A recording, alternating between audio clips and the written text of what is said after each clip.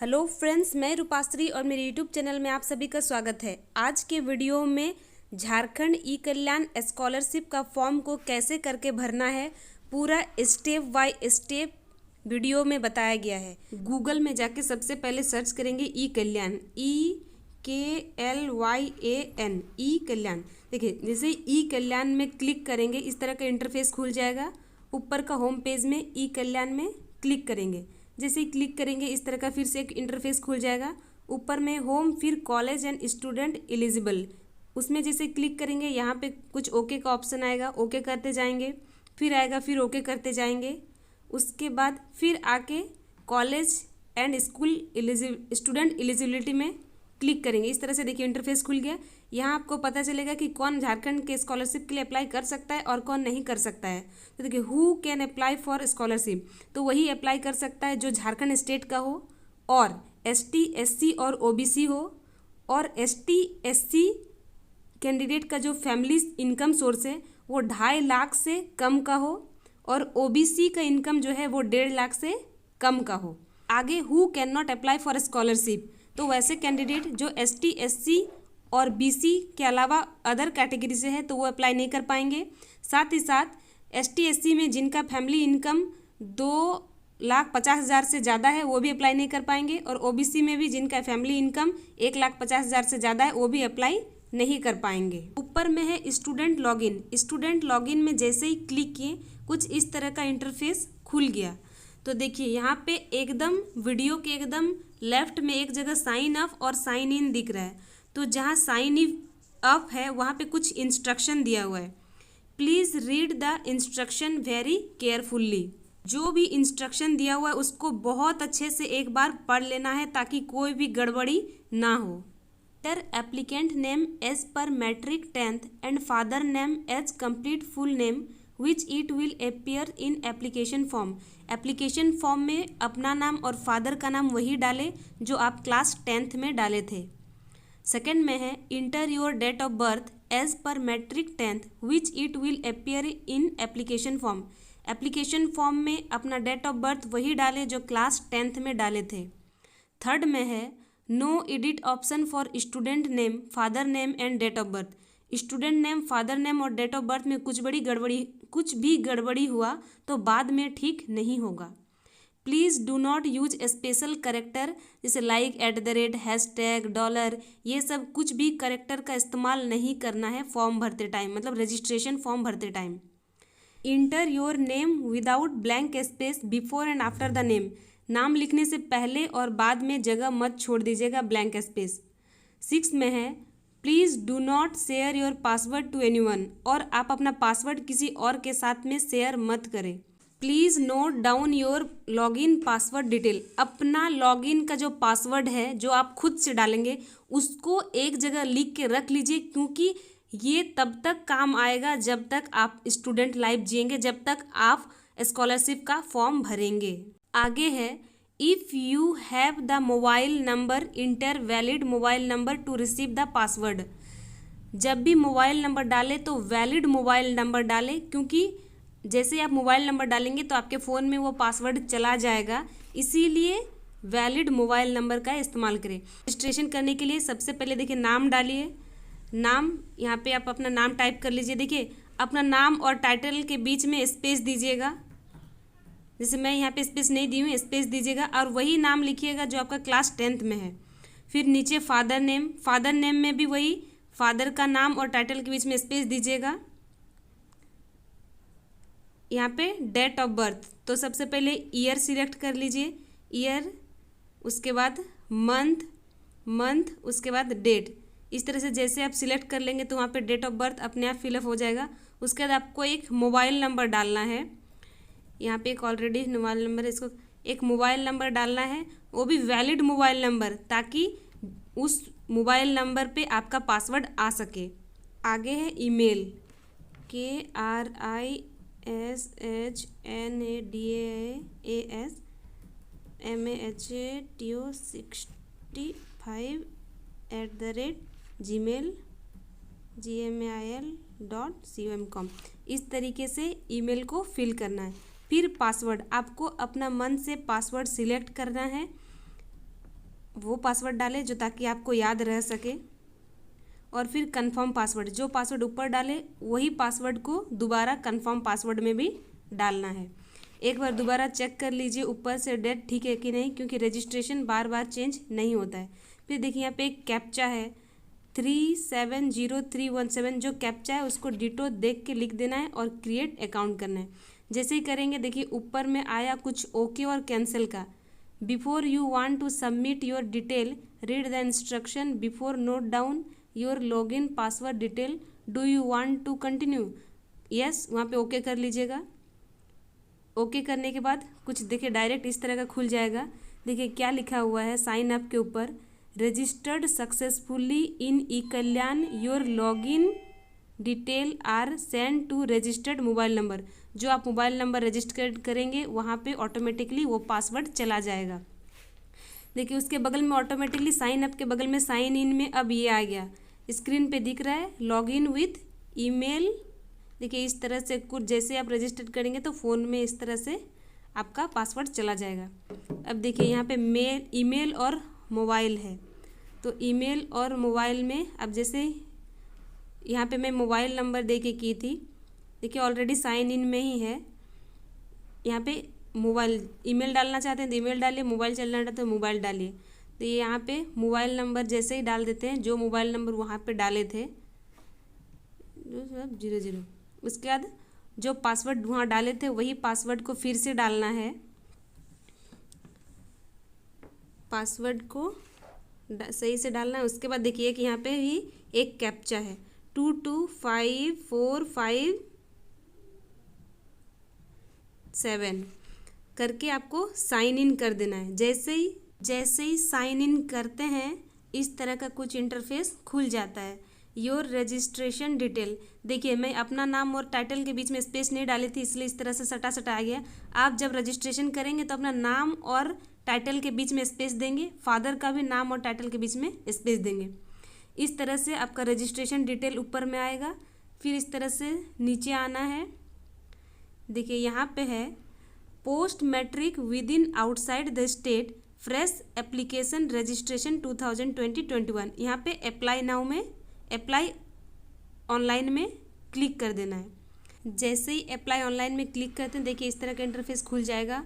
ऊपर में है applying for post matric within state, post matric outside the state. तो यहाँ पे जो अगर आप झारखंड के अंदर है तो post matric within the state में कीजिएगा, अगर बाहर है तो आउटसाइड द स्टेट में कीजिएगा। देखिए सबसे पहले मैट्रिक 10th पास अब किस टाइप से हैं, रेगुलर, डिस्टेंस, वो सब भरना है। मैट्रिक एडमिट कार्ड नंबर, वहाँ पे एडमिट कार्ड का नंबर भरना है राइट साइड में। लेफ्ट साइड में नीचे है मैट्रिक 10th पास, तो ईयर, कौन से ईयर में मैट्रिक 10th पास किए थे वो भरना है। इधर में डेट ऑफ बर्थ तो ऑलरेडी फिल है। मैट्रिक मैक्सिमम मार्क्स, मैक्सिमम कितना मार्क्स का हुआ था मैट्रिक, मार्क्स ऑब्टेंड, आपका कितना मार्क्स आया था।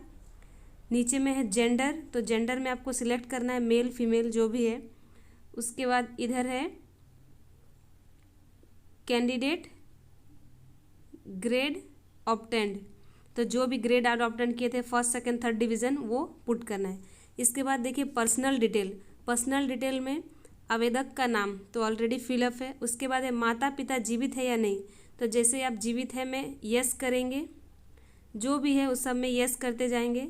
देखिए वैसे यस किए तो नीचे आ गया पिता जीवित है या नहीं, तो पिता जीवित है तो यस कीजिए, नो है फिर नो कीजिए। माँ जीवित है या नहीं, तो क्योंकि मेरे सब जीवित है इसलिए मैं यस यस करते गई। यस यस करते जाएंगे तो और भी बहुत कुछ आएगा नीचे फिल करने का। देखिए मदर नेम, मदर नेम में माँ का नाम फिलअप करना है, फिर माँ का व्यवसाय क्या है वो सिलेक्ट करना है, फिर पिता का नाम भरना है, फिर अभिभावक का नाम भरना है। उसके बाद है अभिभावक के साथ आपका क्या संबंध है वो भरना है। उसके बाद है परिवार आय, आपका फैमिली का इनकम क्या है वो इनकम में भरना है। फिर यहाँ पे कैटेगरी, आप किस कैटेगरी से हैं, ST SC या OBC से वो भरना है। इसके बाद पिता का व्यवसाय, फिर फादर का क्या बिजनेस है वो भरना है वहाँ पे। इसके बाद आगे है लास्ट ईयर क्लास डिटेल, मतलब इससे पिछले साल आप कौन से क्लास में थे, तो पिछले साल किस कक्षा में अध्ययन थे उस बॉक्स में वो भरना है। उसके नीचे पिछले साल परीक्षा में कुल कितने अंक का परीक्षा हुआ था। दाहिने साइड में है पिछले साल की परीक्षा में प्राप्त अंक, टोटल आपको कितना अंक प्राप्त हुआ था उसमें। नीचे में है दाएं साइड में पिछले साल श्रेणी ग्रेड CGPA प्राप्त, आपको कितना परसेंटेज मार्क्स प्राप्त हुआ था। अब आगे भरना है कॉलेज डिटेल। कॉलेज डिटेल में विश्वविद्यालय श्रेणी मतलब जिस विश्वविद्यालय से वो भरना है, अगर आप 11-12 से है तो जिस बोर्ड से है वो भरना है। नीचे में कॉलेज नेम भरना है। देखिए यहाँ पे लाल कलर में कुछ लिखा हुआ है कि कॉलेज ईमेल एड्रेस और कॉलेज का मोबाइल नंबर देना अनिवार्य नहीं है, वो दोनों जगह खाली छोड़ दें। आगे है कॉलेज प्रवेश संख्या, तो कॉलेज में एडमिशन लेते टाइम एडमिशन स्लिप का जो संख्या होगा वो डालना है। इसके बाद है कॉलेज प्रवेश की तारीख, जिस तारीख को आप कॉलेज में एडमिशन लिए थे उस तारीख को डालना है। कोर्स में आप जिस कोर्स में जैसे BA MA जो भी है वो डालना है। इधर है इसके नीचे है वर्तमान वर्ष में पाठ्यक्रम के किस वर्ष में अद्यतन है। देखिए बहुत सारा स्टूडेंट यहीं पे गलत करता है जिसके वजह से उनका पैसा आना रुक जाता है। तो यहाँ पे आपको वो वर्ष डालना है, जैसे मान लीजिए आप अभी ग्रेजुएशन का 3रा साल चल रहा है तो यहाँ पे डालना है वर्ष 3, या अगर PG के पार्ट 1 में है तो यहाँ पे डालना होगा 1, और अगर PG पार्ट 2 में रहते तो यहाँ पे डालना होता 2। मतलब फिलहाल में जो कोर्स कर रहे हैं उसका कौन से ईयर में है आप वो डालना है। गलती से बच्चा क्या पता उटपटांग सा कोई ग्रेजुएशन में तो 3रा डाल देता है, PG में तो 2 डाल देता है, जिसके वजह से फिर पैसा नहीं आता है। तो फॉर्म भरते टाइम ये गलती तो बिल्कुल भी ना करें। अब आगे देखिए दाहिने साइड में है छात्रवृत्ति प्रकार, इसमें 2 ऑप्शन आएगा, एक हॉस्टलर और एक डे स्कॉलर। तो अगर आप हॉस्टल में रहते हैं और हॉस्टल वाला भी आपको बोनाफाइड प्रोवाइड करता है तो आपको वहाँ से भी कुछ पैसा मिलता है। तो आप अगर हॉस्टल से हैं तो हॉस्टलर डालिए साथ, और अगर हॉस्टलर नहीं है तो डे स्कॉलर डालिए। डे स्कॉलर मीन्स वैसे कैंडिडेट जो हॉस्टल में नहीं रहता है, बाहर में रहता है, तो उनको सिर्फ जो कॉलेज का फ़ी है वो मिलता है, और हॉस्टल वालों को दोनों मिलता है, हॉस्टल वाला भी और कॉलेज वाला। अब आगे है स्टूडेंट बैंक अकाउंट डिटेल। अब यहाँ पे स्टूडेंट को अपना बैंक अकाउंट का डिटेल भरना है। ऊपर में है बैंक जिला, जो भी आप बैंक डालना चाहते हैं जो वो बैंक किस जिला में है तो ऊपर में वो डालें। उसके बाद बैंक का नाम, तो जिस बैंक से आपका खाता है उस बैंक का नाम। उसके नीचे बैंक शाखा, आपका जो भी बैंक है वो किस जगह पे तो वही उसका शाखा होगा वो डालना है। उसके नीचे बैंक खाता का नंबर, अपना अकाउंट नंबर डालना है। अब देखिए नीचे है कम्युनिकेशन एड्रेस। कम्युनिकेशन एड्रेस में आपको आपका ईमेल डालना है। नीचे मोबाइल नंबर और पिन कोड। परमानेंट एड्रेस में डिस्ट्रिक्ट, ब्लॉक, पिन कोड और एड्रेस पूरे अच्छी तरीके से फिल कर लेना है। उसके नीचे है आधार डिटेल। आधार डिटेल में अपना आधार कार्ड का नंबर जो है डाल देना है। अब आगे देखिए अपलोड डॉक्यूमेंट। अपलोड डॉक्यूमेंट में क्या करना है, एक मिनट, स्क्रीन पहले नीचे आ गया। हाँ, अपलोड डॉक्यूमेंट में क्या करना है, only JPG format up to 150 KB allowed. तो जो भी डॉक्यूमेंट डालेंगे वो 150 KB के अंदर का होना चाहिए। यहाँ पे है स्टूडेंट फ़ोटो, तो स्टूडेंट फ़ोटो में टिक कीजिए और यहाँ पे चूज़ फाइल में जाके आप अपना कोई फ़ोटो जो है यहाँ पे चूज़ कर लीजिए। नीचे लाल रंग में लिखा हुआ है यदि दस्तावेज उपलब्ध नहीं है तो आप बाद में पोस्ट मैट्रिक ताज़ा एप्लीकेशन के साथ छात्रवृत्ति रजिस्ट्रेशन टैब के माध्यम से जाकर अपलोड कर सकते हैं, दस्तावेज अपलोड करें। अगर अभी ये सब जो दस्तावेज है करंट का नहीं है तो कुछ दिन बाद भी आप अपलोड कर सकते हैं अपना रजिस्ट्रेशन लॉगिन करके। नोट में लिखा हुआ है ध्यान दें, जाति, आवासीय और आय जैसे डिजिटल जारी ऑनलाइन जारी किए गए प्रमाण पत्र अपलोड करें। कम कास्ट और रेसिडेंशियल तीनों जो है वो ऑनलाइन प्रिंट आउट वाला होना चाहिए। तो यहाँ पे नीचे 3 ऑप्शन है, चूज़ फाइल करके इनकम कास्ट रेसिडेंशियल, यहाँ पे आपको अपना फाइल अपलोड कर देना है। और बगल में लिखा हुआ है आवासीय प्रमाण पत्र निर्गत संख्या, तो फॉर्म में एक संख्या होता है वो डालना है, और नीचे में किस दिन आप फॉर्म को इशू किए हैं वो इशू डेट। उसी तरह तीनों का भी संख्या और डेट भरना है इधर राइट साइड में। नीचे में लिखा हुआ है आय प्रमाण पत्र की वैधता 1 अप्रैल 2020 की होनी चाहिए, और जो भी आप आय प्रमाण पत्र डालेंगे वो 1 अप्रैल 2020 के इधर का बना होना चाहिए, उससे पहले का नहीं। नीचे में और देखिए ऑप्शन दिया हुआ है कॉलेज बोनाफाइड सर्टिफिकेट, तो कॉलेज से आपको बोनाफाइड सर्टिफिकेट बनाना पड़ेगा। बोनाफाइड सर्टिफिकेट वो होता है जो आपका कॉलेज का फीस स्ट्रक्चर होता है जो कॉलेज ही बना के देती है।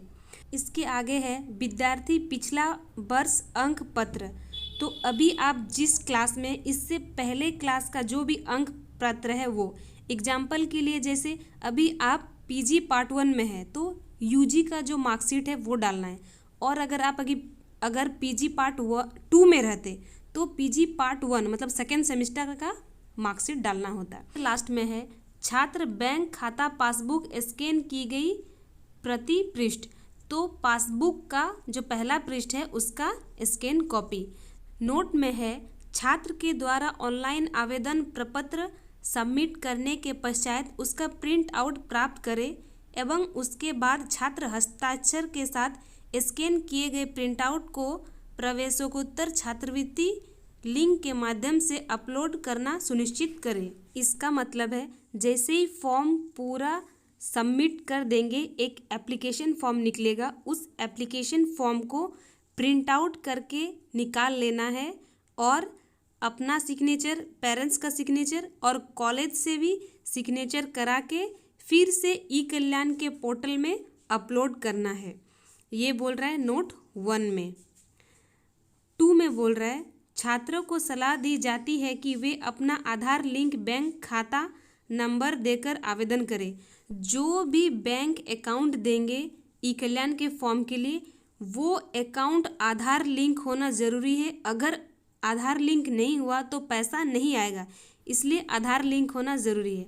जब पूरा फॉर्म इस तरह से हो जाएगा, नीचे में एक कैप्चा लिखा हुआ, उस कैप्चा को डालना है और सबमिट कर देना है। तो इस तरह से फॉर्म हो जाएगा पूरा सबमिट।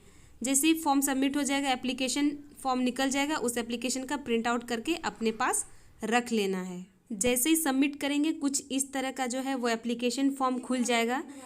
एक बार अच्छी तरीके से पूरा फॉर्म को देख लीजिएगा कि सही है कि नहीं। आई होप सो ये वीडियो आप लोगों के लिए हेल्पफुल होगा। अगर वीडियो आप लोगों को हेल्पफुल लगा है तो प्लीज़ एक लाइक ज़रूर कर दे और चैनल में नए हैं तो चैनल को सब्सक्राइब करके बेल आइकन को दबा लें ताकि आगे आने वाले इसी तरह की इन्फॉर्मेटिव वीडियो, हेल्पफुल वीडियो आप लोगों तक तुरंत पहुंच सके। Thank you.